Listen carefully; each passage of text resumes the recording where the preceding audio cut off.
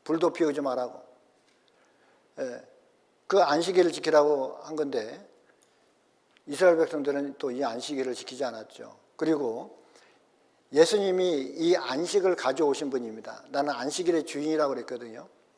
예수님을 통해서 죄 문제를 해결하고 심판의 문제를 해결하고 구원을 받을 때 그때 비로소 사람은 안식하게 되어 있어요. 예수님을 통해서 안식을 얻는 겁니다. 신약시대 때 안식일을 지키는 것은 안식일 자체를 지켜서 안식하는 것이 아니라 예수님을 통해서 구원을 받을 때 안식하는 거예요. 그건 안식일을 지키는 겁니다. 구원을 받아야 되는 거예요. 여호와의 이름을 망령되이 일컫지 마라. 하나님이 있긴 어디 있어? 있으면 나와보라 그래. 하나님 믿으니 내 주목을 믿지. 막 그러면서 하나님을 욕하고 하늘에 삿대질하고 뿐만 아니라 교회를 다니는 사람들 행실이 온전치 못하면 사람들이 하나님을 욕합니다. 교회 다니는 사람들이. 그러면서 하나님의 이름을 더럽혀요. 욕을 먹입니다. 우상 숭배하지 마라. 하나님 외에 다른 신을 섬기지 마라 라고 하는 겁니다. 어떤 형상이든 만들지 말고 거기에 절하지 마라 라고 하는 거예요. 그래서 너를 위하여 새긴 우상을 만들지 마라. 그리고 그것들에게 절을 하지 말며 그것들을 섬기지 말라 라고 말씀하고 있습니다.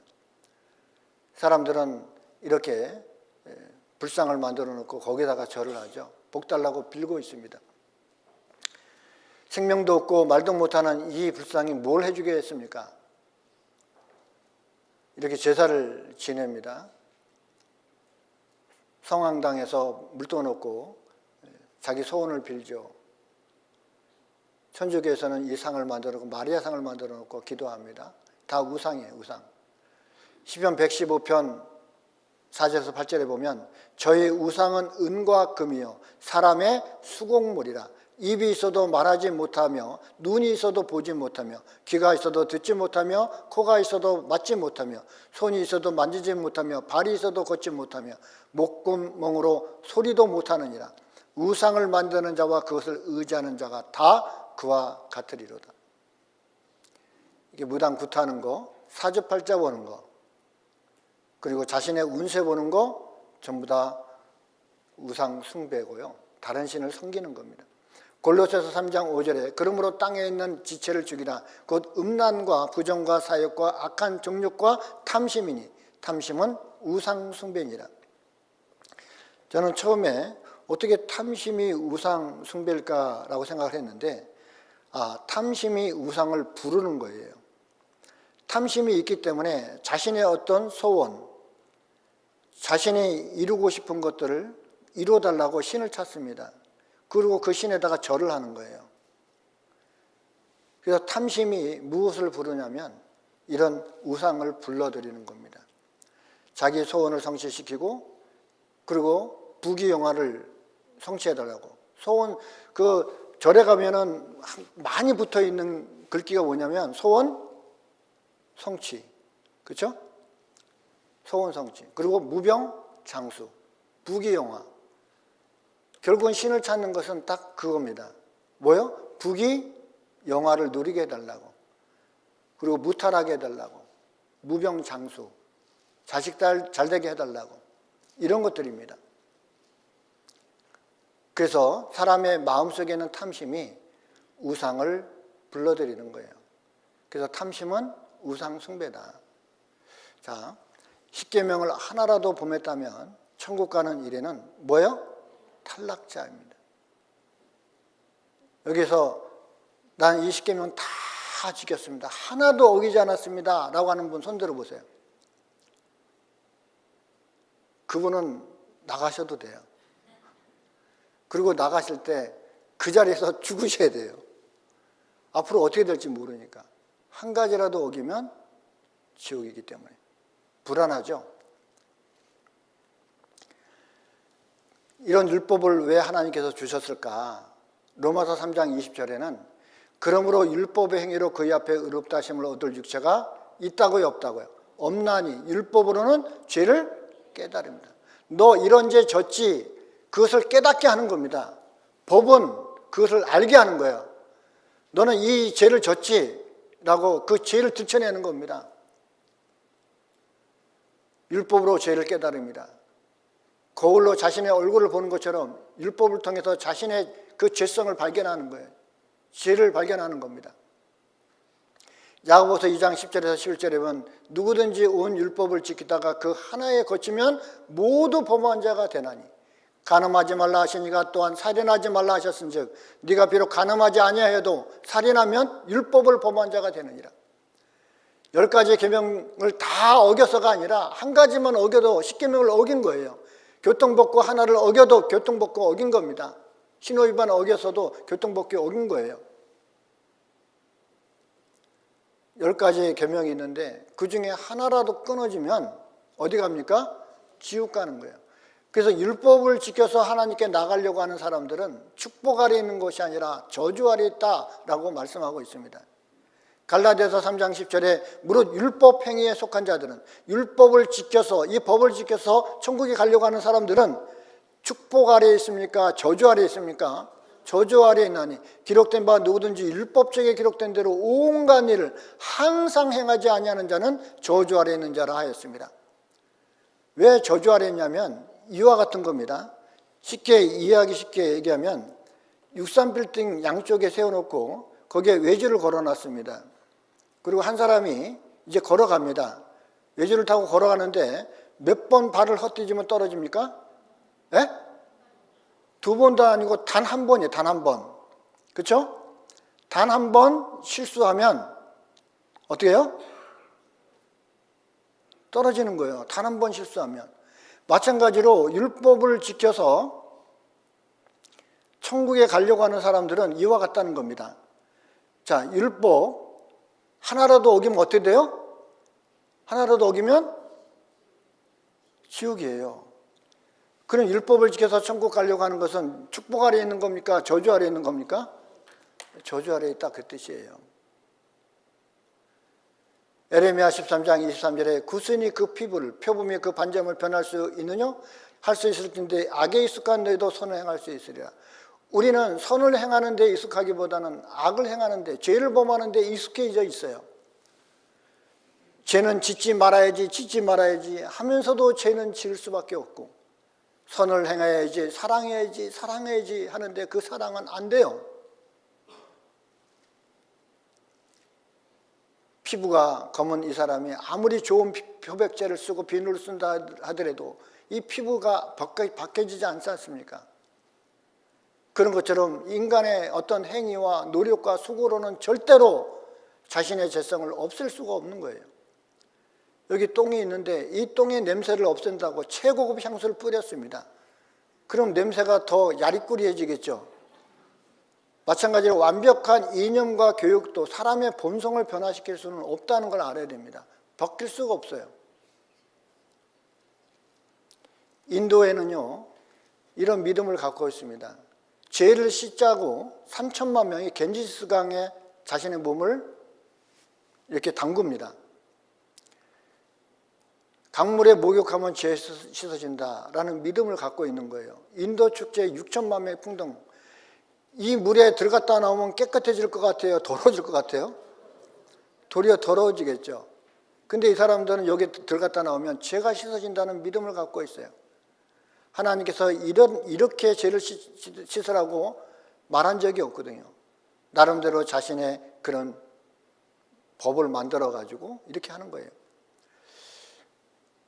이 겐지스강이 어떤 곳이냐면 사람이 죽으면 여기서 화장을 시켜가지고 버리는 곳이 이 강입니다. 돈 있는 사람은 화장해서 버리지만 돈이 없는 사람은 그냥 버려요. 완전히 시체 그리고 화장한 그 물이 흐르는 겁니다. 거기에 몸을 담그는 거예요. 이 사람들은 보세요. 그 사람 죽은 시체 버리고 유품 버리고 그러면 이 안에서 혹시나 뭐 쓸만한 거 있을까 하고 지지는 겁니다. 그리고 이 물에서 목욕을 하고 축복을 달라고 이렇게 빌고 있지 않습니까? 이 사람들은 무릎을 꿇고 여기 성전까지 갑니다. 왜 이렇게 갑니까? 이렇게 살아도 자기 죄를 씻고 싶은 거예요. 죄를 용서받고 싶은 겁니다. 이렇게 한다고 자신의 죄가 용서될까요? 사람들이 만들어낸 거죠. 자, 정말로 궁금한 자 여기 정말로 궁금한 건 정말 극락이 있는지 정말로 저희 엄마가 거기 계셔서 기다리고 계시는지 정말 돌아가신 어머니가 극락에 가 오늘 계신 건지 저희 궁금하다는 세자매의 질문자. 그런 과연 부담스러운 어떤 답을 주실까요? 답변을 듣고 가고 싶습니다. 그래가 셋이 모아 그래 왔어요.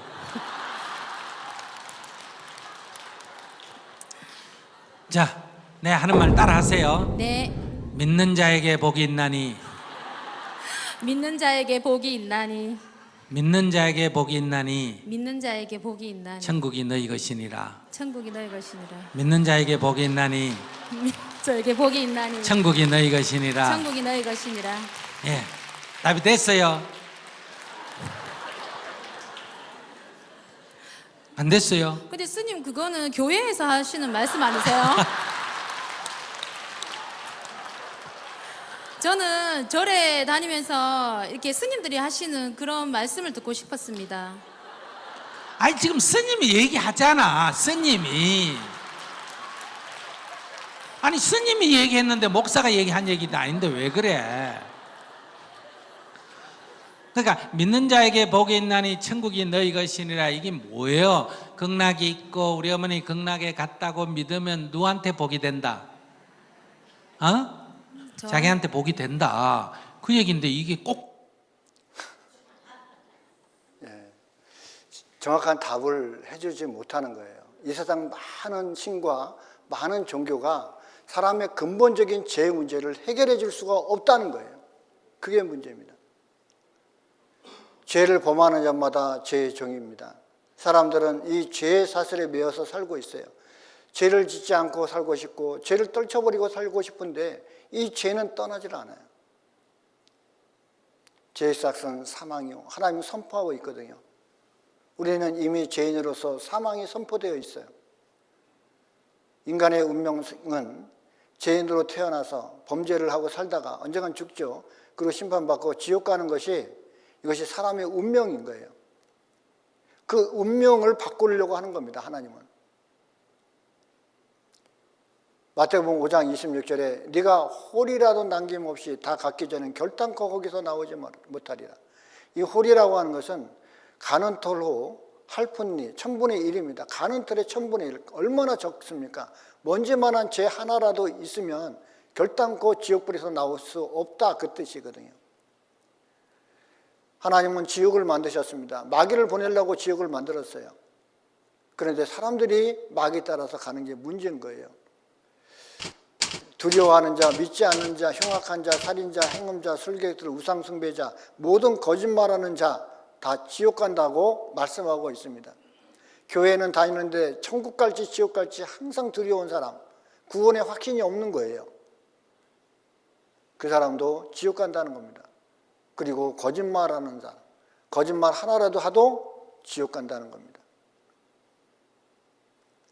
지옥의 특징은 꺼지지 않는 곳, 슬피 울며 이를 가는 곳, 불과 유황이 타는 곳, 구더기도 죽지 않고 불로 소금지도 타는 곳, 밤낮 쉬지 못하는 곳, 고통스러운 의식이 영원히 남아있는 곳, 사랑하는 자들과 영원한 이별이 있는 곳, 구출될 가능성이 전혀 없는 겁니다. 들어가는 입구는 있는데 나오는 출구는 없어요.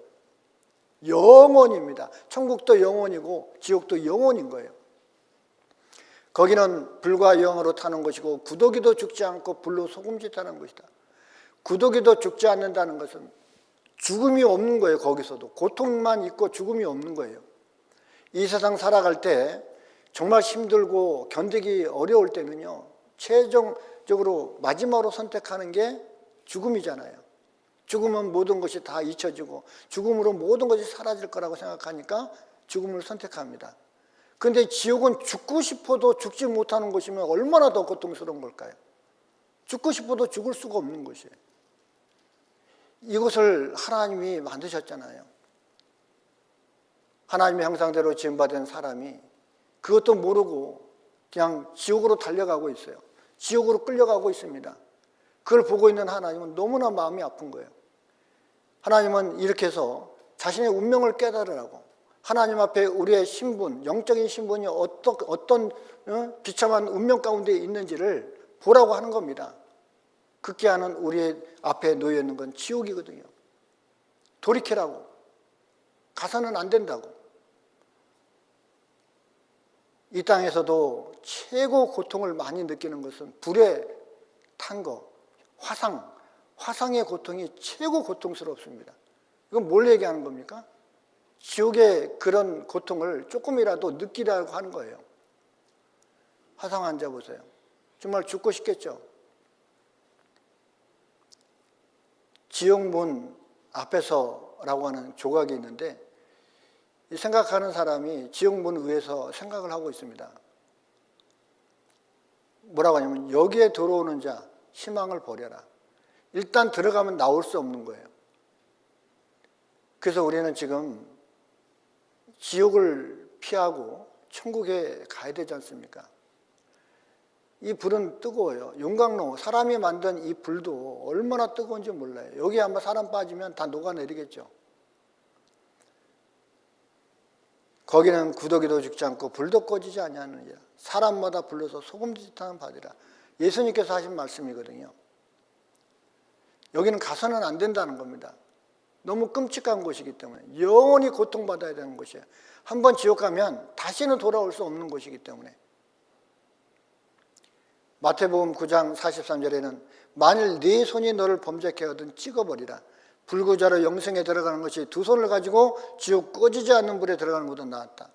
예수님께서는 만약에 네 손이 범죄하면 찍어버려서라도 천국 가야 된다. 두 손 멀쩡히 가지고 지옥 가는 것보다 낫다. 그렇게 얘기하는 겁니다. 발이 범죄하면 그 발을 잘라서라도 천국에 가야 된다. 지옥 가서는 안 된다는 거예요. 눈이 범죄하거든 빼어버려라. 그렇게 해서라도 천국 가야지. 그 두 눈을 가지고 지옥 가는 것보다 낫다고 얘기하는 거예요. 이건 뭘 얘기하는 겁니까? 죄는 그만큼 무서운 거예요. 사람들은 살아가면서 죄짐을 지고 살아갑니다. 마음의 무거운 죄짐 지고 살아가요. 그것이 사람을 고통스럽게 만들거든요.